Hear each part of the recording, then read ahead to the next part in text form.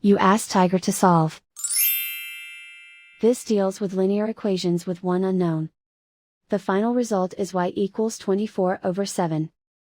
Let's solve it step by step. Simplify the expression. Expand the parentheses. Multiply the coefficients. Simplify the arithmetic. Expand the parentheses. Simplify the arithmetic. Group all constants on the right side of the equation. Subtract 20 from both sides. Simplify the arithmetic.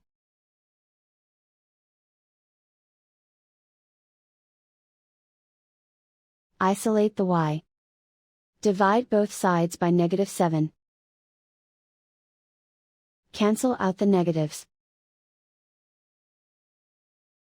Simplify the fraction. Cancel out the negatives. And so the final result is y equals 24/7.